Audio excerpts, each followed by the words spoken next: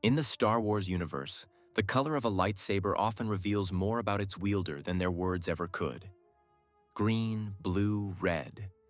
Each carries its own tradition and story, but among them exists a color that stands apart, appearing rarely and only in the hands of those who walk their own path. A color of balance, of clarity, of freedom. The white lightsaber. White blades do not belong to the Jedi, but they have nothing to do with the Sith either. They emerge where someone rejects old doctrines, yet still chooses to stand with the light, on their own terms. The most famous example is Ahsoka Tano. After leaving the Jedi Order, she faced a difficult truth. She was no longer a Jedi, but she would never fall to the dark side. Her white blades did not come from natural Kyber crystals. They were born from something much more profound. Ahsoka defeated an Inquisitor and claimed his corrupted crimson crystals. Through the power of the Force, she purified them, stripping away the darkness and restoring them to a state of perfect neutrality. Out of that cleansing came the first truly white blades in canon. These lightsabers are a mirror of Ahsoka herself, a warrior who stands outside the Jedi, yet remains devoted to the light, independent, unbound, and unwavering. Though incredibly rare, white lightsabers appear in the hands of several other notable characters. During the era of the High Republic, they were used by Orla Jarini, a Jedi Wayseeker who left the Order to follow her own spiritual path. Jorah Mali, a respected Jedi Master known for her deep connection to the light. Komat, a mysterious figure from Shadow of the Sith, who also chose a life guided by personal conviction rather than doctrine. Each of these characters has something in common. They act according to conscience, not tradition, and they exist slightly outside the rigid structure of the Jedi Order.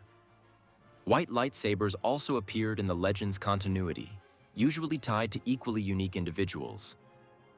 The most recognizable were the Imperial Knights, an elite order loyal to Emperor Roan Fel. They wielded synthetic crystals that often produced bright white or silver blades. White or silver hues also appeared with characters such as Corran Horn and Tion Solusar, though legend sources sometimes blurred the line between white, silver, and pale gray. Regardless of these inconsistencies, one idea remained constant. A white blade was always the mark of someone exceptional, someone who did not fit into simple categories of Jedi or Sith. What truly sets the white blade apart is its symbolism. It represents purity, but not the naive purity of inexperience. It represents freedom, not from responsibility, but from ideology. It embodies balance without passivity, righteousness without dogma. A white lightsaber symbolizes independence from the limitations of the Jedi Order, resistance to corruption from the dark side, spiritual clarity and balance, a commitment to doing good without needing a title or rank. It is the weapon of those who do not require a faction to define them. It belongs to those who choose their own path and still walk toward the light. White lightsabers are among the rarest and most meaningful blades in the galaxy. They reflect ideals of freedom, balance, and inner strength. The light that exists beyond the labels of Jedi and Sith. In the hands of Ahsoka Tano and a few other extraordinary individuals, they become symbols of new beginnings and personal truth. Proof that one can serve the light without belonging to any order. They are the blades of those who walk alone, but always toward the light. If this topic intrigued you, there's another story waiting. The truth behind why the Empire left the Venator behind. You'll find the video right here. And tell me in the comments what color we should explore next.